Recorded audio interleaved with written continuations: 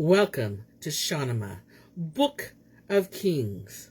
Today we continue with the Legend of Seyavash. Afrasyab passed the day with them in pleasure, but as the sun sank from sight, he hurried to his bed and tossed and turned there in bedclothes.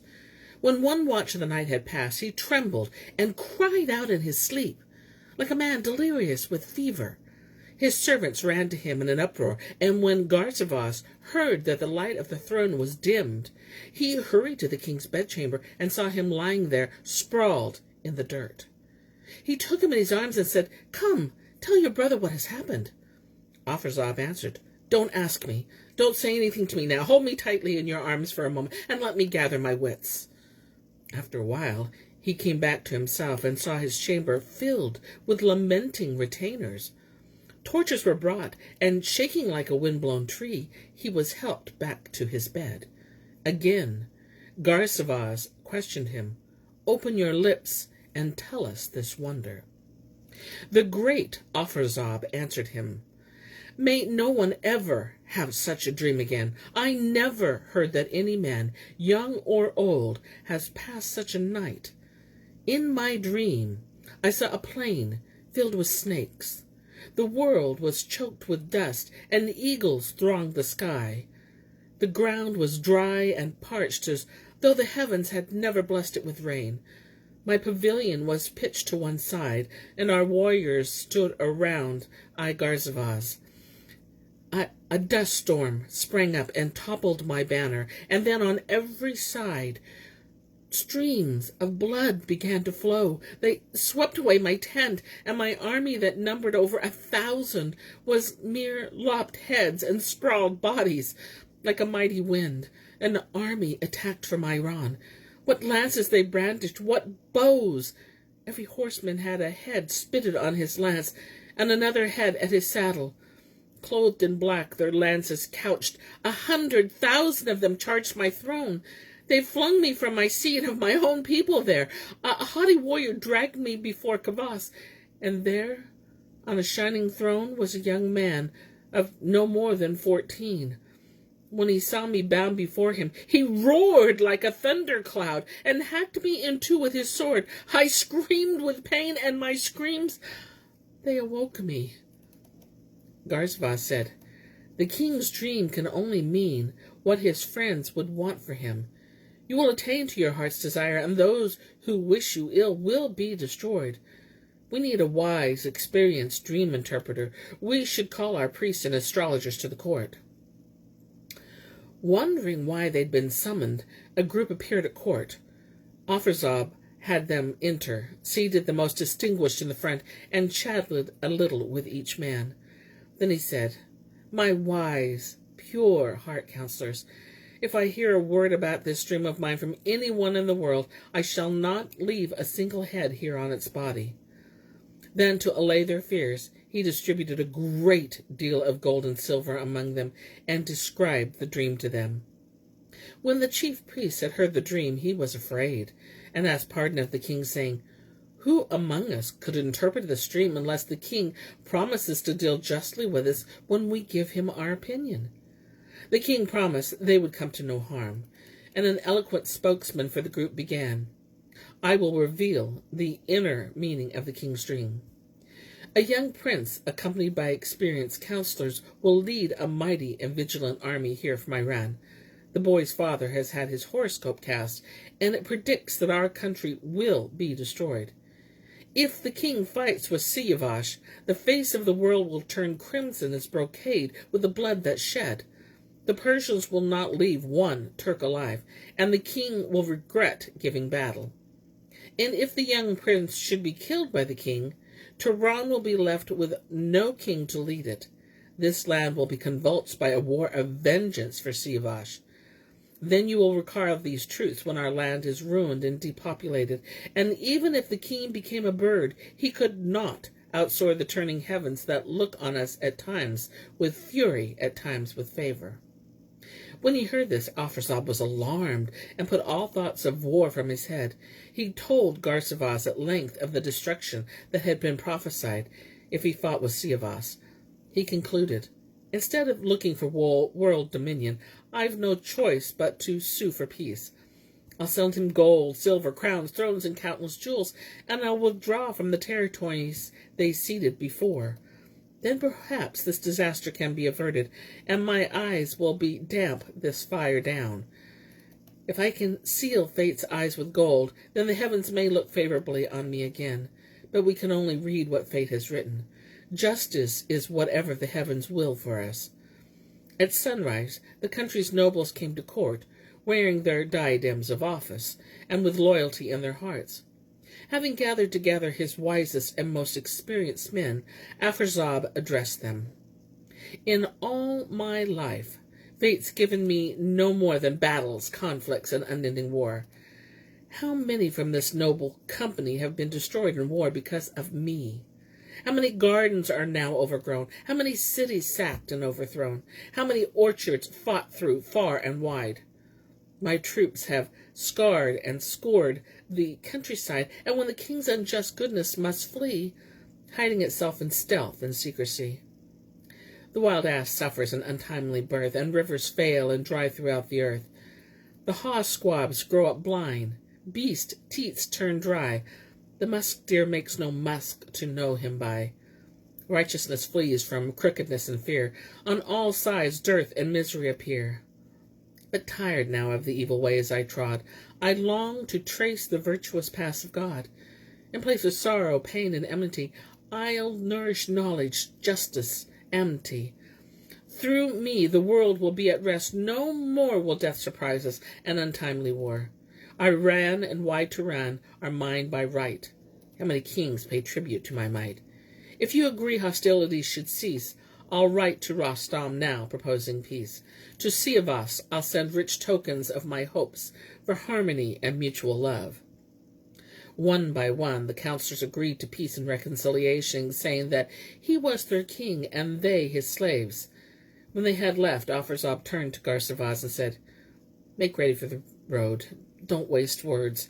Choose 200 warriors and prepare gifts for Seyavash.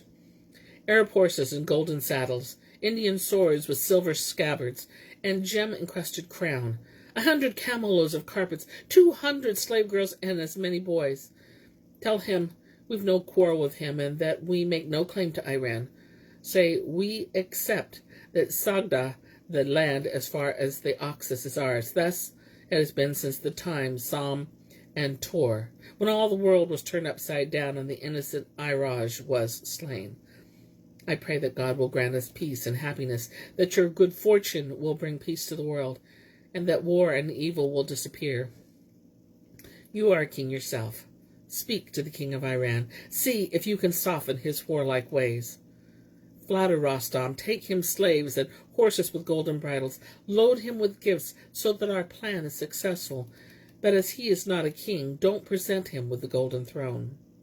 When Garsivaz had gathered the gifts together, they made a splendid show. He hurried to the Oxus and sent a nobleman ahead to Bach to announce his coming. As soon as Seyavash heard of Garsivaz's approach, he consulted with Rostam as to what he should do. Garsivaz arrived, and Seyavash commanded that he be admitted to the court. Seeing him, he stood, smiled, and asked his pardon. Garsivaz paused at a distance and kissed the ground. Shame was apparent in his face, and his heart was filled with fear. Seyavash motioned him to a place near the throne and asked him after Afrasyab. Garsivaz stood and stalked the Prince of Splendor and then addressed Rostam. "When Afrasyab heard of your coming, he sent me here with a trifling present for Seyavash." He signaled that the gifts be paraded before Seyavash. The road from the city gates to the court was thronged with slaves and valuables he brought, and no one could reckon their value. Seyavash was well pleased with what he saw, and he listened to Afrasyab's proposal. Then weary, Garsivaz kissed the ground and made his obeisance and left the court. Rostam said, "We should entertain him for a week before we give an answer. We must think carefully and consult with others." A house was fitted up for Garsivaz, and stewards sent to look after him. When Seyavash and Rostam turned the proposal over at length, Rostam was suspicious of the speed with which Garsivaz had come, and, as was prudent, had scouts posted to keep an eye on approaches. Seyavash questioned him, then said, "We have to get to the bottom of why they are seeking peace. What's the best antidote for poison like him? Who are his closest kin? If we were to send 100 of his warrior relatives here as hostages, that would show his real objective. God forbidding he's holding back simply out of fear, and that under the show of good intentions, he's actually beating his war drums. Once we've arranged all this, we should send someone to my father Kavas to persuade him to give up his dream of vengeance." Rostam agreed. "You're right. This is the only way to conclude the treaty." At dawn the next day, Garsivaz appeared at court, belted and crowned as was appropriate. He kissed the ground before Seyavash and greeted the prince. Seyavash said, "I have been weighing your words and deeds carefully. The two of us agree that we should wash all thoughts of vengeance from our hearts. Take this answer to Afrasyab. If you are plotting an attack on us, know that we see the ends of evil, should refrain from evil, that a heart adorned with wisdom is a priceless treasure. If there is no poison hiding in this draught you offer, if malevolence has no place in your heart, then let Rostam choose 100 of your kin, whose names will be given to you. You will send these men to me as guarantors of your good faith. Further, you will evacuate those Iranian towns you occupy withdrawn to Turan, and cease to plan for war. There should be only righteousness between us. I, for my part, will not prepare for war, and I shall send a letter to King Kavas, advising him to recall his armies." Garsivaz dispatched a horseman, saying, "Gallop to Afrasyab, and don't pause for sleep on the way. Tell him that I've accomplished all he wished for, but that Seyavash demands hostages before he'll renounce this war." When the message was delivered, Afrasyab writhed inwardly, uncertain what he should do. He communed with himself. "If I'm to be deprived of 100 of my own kindred, my court's power will be broken. There'll be no one left here who has my well-being at heart. But if I refuse these hostages, he'll think all I've said is a lie. I shall have to send them if he won't agree to any other terms." He counted off 100 of his kinsmen, according to the list drawn by Rostam, and presented them with gifts and robes of state, and sent them to the Persian prince. Then he gave orders that the drums and trumpets be sounded. The royal pavilion was dismantled, and his army evacuated Bokhara, Sogod, Samarkand, Kaj, Sapajab, and moving toward Gang without excuses or delays. When Rostam learned of the withdrawal, he ceased to worry.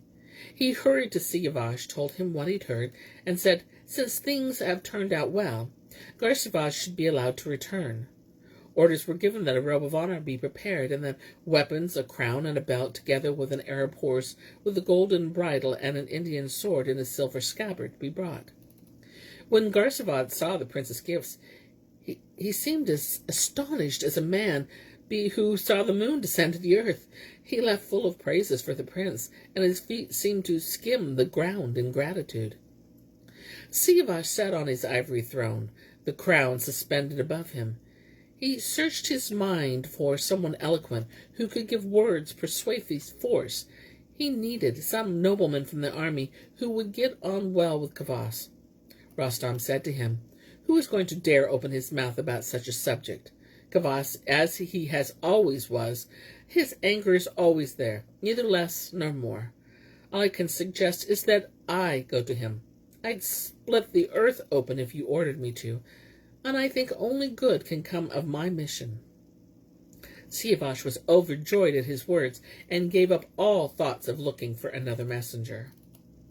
The prince and Rostam sat down together and talked at length. Seyavash summoned a scribe, and a letter was written on silk. He began by praising God, who had given him victory and glory, whose orders none can evade, the Lord of wealth and dearth, creator of the sun and the moon, bestower of the crown and throne, who knows all good and evil. The letter continued, "I reached Balkh rejoicing in my fate, and when Afrasyab heard of my coming, the clear water in his goblet turned to pitch. He knew that difficulties hemmed him in, that his world was darkened, and his luck was at an end. His brother came offering me wealth and beautiful slaves, begging the king of the world for peace, and resigning authority to him. He promised to keep to his own territories, to leave Iran's soil, and to harbor in his heart no thoughts of war. He sent 100 of his relatives to me as guarantors of his word. Rostam comes to you asking that you pardon him, since he is worthy of our kindness. Rostam set off for the king with a contingent of men, his banner fluttering overhead. For his part, Seyavash returned to the king of Turan and told him what Seyavash had said. As a prince, he has no equal for handsomeness or nobility of action, for intelligence or kindness or dignity or eloquence. He's brave, speaks well, is a good horseman, and he and wisdom are like old companions. The king laughed and said, "Policy beats warfare, then, my brother. I was disturbed by that nightmare I had, which is why I looked for some way out of this. Well, I've accomplished what I wanted with gold and treasure." Meanwhile, Rostam reached the king of Iran's court. As he entered, Kavas descended from the throne and embraced him, asking after his son and their battles and wanting to know why Rostam had returned. Rostam began by praising Seyavash, then handed over the letter. While the secretary was reading it to him, Kavas's face grew black as pitch, and he turned on Rostam. "He's young, I know, and he has nothing of the world's evil, but you who have no equal in the world, whom all great warriors long to match themselves against, haven't you seen Afrasyab's wickedness and how he has deprived me of rest and sleep? I should have gone. I longed to fight with him, but they told me not to, saying I should let the young prince manage things. And where God's punishment was called for, you let yourselves be beguiled by wealth. He's looted from the innocent, and by 100 misgotten Turks, bastards whose fathers no one can name. What does he care about such hostages? They're water under the bridge to him. But if you've taken leave of your sentence, I'm not tired of warfare yet. I'll send someone resourceful to Seyavash. Tell him to burn Afrasyab's presence, and to send the hostages in shackles here, where I'll hack off their heads. And as for you, you must lead your army into enemy territory, where, like wolves, they're to plunder all they find until Afrasyab comes out to fight you." Rostam replied, "My lord, don't upset yourself about this, but listen to me for a moment. The world is now subservient to you, and you yourself advised the prince not to advance across the Oxus, but to wait for Afrasyab to attack. And so we waited, but he sued for peace. It's not right to attack someone who's looking for peace and reconciliation, and the righteous will not look kindly on someone who breaks his oath. Seyavash fought like a fearless leopard, and what else was he fighting for but the crown and throne, wealth and security in our homeland Iran? He has gained all these, and there is no point in wildly looking for war now. Don't darken your bright heart with such muddied notions. If Afrasyab reneges on his promises, then we can fight. We're not tired of battle, and that will be the time of swords and warfare. Don't ask your son to break his oath. Lies do not become the crown. I tell you plainly, Seyavash will not go back on his word, and he would be horrified to know what you're planning." Then Kavas stared up, glaring at Rostam in fury, and said, "So, everything comes out now, does it? So it was you who put these thoughts in his head, and you who tore for the desire for vengeance from his heart. You only looked for your own ease and comfort in all this, not the glory of our crown and throne. You stay here. Tuss is the one to strap war drums on his elephants and complete this business. I'll send a messenger to Bach, and the messengers he takes will be bitter ones. If Seyavash can't agree to my commands, and he's to resign command of the army to Tuss, and return her here with his companions, and I'll deal with him as he deserves." Rostam was enraged, and he replied, "The heavens themselves don't lord it over me. If you think Tuss a better warrior than Rostam, you'll learn soon enough how rare men like Rostam are." And he stormed from the king's presence with hatred in his heart, his face flushed with anger. Kavas immediately summoned Tuss and ordered him to set out. Tuss had drums and trumpets sounded to muster the army to the journey. Kavas summoned a scribe and had him sit beside him. He dictated a letter full of belligerent, angry words. Having praised the god of war and peace, Lord of the planets, Mars and Saturn, and of the moon, creator of good and evil and of kingly glory, he went on, "Young man, rejoicing in your strength and fortune, may the crown and throne be yours forever. If you have neglected my commands, it's because the sleep of youth has beguiled you. You've heard what this enemy did to Iran when he beat us in battle. Now is no time for you to fall for his wiles. If you don't want fortune to forsake you, don't push your young head into his trap. Send these hostages you've secured here to my court. It's no surprise. If he's deceived you, he's done it to me often enough, persuading me by his glazing words to call off my attacks. I said nothing about a truce, and you've disobeyed my orders, enjoying yourself with pretty girls instead of getting on with the war. And as for Rostam, he can't get enough of gifts and riches. But it's conquest by the sword that you should depend on. It's conquered land that gives a king glory. When Tuss arrives, he'll sort out your affairs. You're immediately to load the hostages with chains and mount them on donkeys. Fate won't look kindly on this truce of yours, and when the news spreads in Iran, it'll cause an uproar. Get on with your task of vengeance. Attack by night and make a second oxus of their blood. Then Afrasyab won't stay sleeping long. He'll advance to give battle. But if you feel sorry for that devil incarnate, if you don't want to break your word to him and have no stomach for war, then hand the army over to Tuss and get yourself back here." When Seyavash received the message and saw its graceless language, he called over the courier who told him how Rostam had been received and about Tuss and Kavas's rage. Seyavash was saddened to hear of the treatment meted out to Rostam, and he fell to brooding on his father's actions on the day of battle, and on the Turkish hostages. He said, 100 noble knights, all innocent of royal lineage, and if they're sent to King Kavas, he'll neither ask nor care about their lives, but hang them then and there. And what excuse can I then bring before God? The world hems me in with evil. If I make war on the king of Turan, God and my own men will condemn me, and if I hand over the army to Tuss and return to Kavas, evil will come to me from him too. I see evil to the left and to the right, and evil ahead of me. Sudabay has brought me nothing but evil, and I don't know what else God has in store for me. He summoned 2 noblemen from the army, Bahram and Zenga, cleared his tent of everyone else, and sat them down. He told them what had happened to Rostam and went on. Countless evils surrounds me. The king's kind heart was like a leafy tree bestowing shade and fruit, but everything has turned to poison when Sudaba deceived him. His harem became my prison, and my life's laughter turned to misery. The fruit of her lust was the fire I passed through. I chose war as a means of escape from her clutches. And when we came to Bach and defeated the enemy, they retreated from our land and sent us presents and hostages. Our priests advised us to turn aside from war, as we had secured all that we fought for. There is no point in shedding more blood. I will not order further fighting, since I fear to break my oath. Disobedience to God is contemptible, and I turn from righteousness. I shall forfeit both this world and the world to come. I shall be as Ahriman would wish, and if I fight, who knows to which side fate will bring the victory? Would that my mother had never borne me, or that in being born I had died. My fate is like a massive tree whose fruit is poison and whose leaves are sorrow.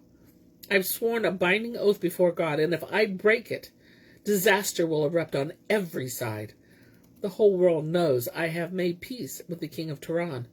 Everyone will revile me, and I shall deserve it. And how can God look kindly on me if I turn again to vengeance, cut myself off from the ways of faith, and flout the laws of earth and heaven? I shall leave this place and seek out somewhere where my name will be hidden from Kavas, but may all be as God wills. Zenga, I ask you to undertake a heavy responsibility. Go quickly to Afrasyab's court and return to him the hostages and presents he's given us. Tell him what has happened. And to Bahram, he said, I leave our armies, elephants and war drums, together with this frontier area under your command. Wait till Tuss comes and then hand everything over to him. Count out to him all the treasures, every crown, every throne, item by item. Bahram's heart was wrung with sympathy for his commander's pain. Violently he wept and cursed the country of Hamaviran. The two noblemen sat grief-stricken. Then Bahram said, "This is not the way forward. Without your father there is no place for you in all the world. Write the king another letter. Ask for Rostam back. If he tells you to fight, fight. Best not to bandy words with him. There's no shame in apologizing to your father. We'll wage war as he commands us to. Don't brood on this. Flattery will bring him round. The crown and throne, the army and the court, all will be useless without you. The king's brain is like a brazier filled with coal, and all his plans and wars are mere folly." But Seyavash could not accept their advice, since the heavens secretly willed another fate for him. He answered them, "The king command to send sun and moon for me, but neither commoner nor noble, neither lion nor mammoth can oppose God. A man who disobeys God's commands abandons himself to bewilderment. I can neither plunge these two countries into warfare again, nor go back to the king with his orders neglected and there face his wrath and disappointment. If you are as alarmed at my orders, ignore them. I shall be my own messenger and leave this encampment." Hearing this, the warriors' hearts failed within them. As if seared by fire, they wept at the prospects of separation from their commander, fearing what fate had in store for him. Zanga replied, "We are your slaves, sworn to serve you, faithful until death." Seyavash said, "Go to Turan's commander and tell him what has happened to me. Say that this truce has meant sweetness for him, but only pain and poison for me. Say that I will not break the oath I swore to him, and that if this means I am to be exiled from the throne, then God is my refuge. The earth will be my throne and heavens my crown. Tell him I cannot go back to my father. Ask him to allow me free passage through his territories. To wherever God wills, I shall wander. I shall seek out some distant country where my name will remain hidden from Kavas, where I shall not have to hear his reproaches and can rest a while from his fury." And now I end my tales for today. But I'll be back tomorrow with more, many more tales. Until then, my friends,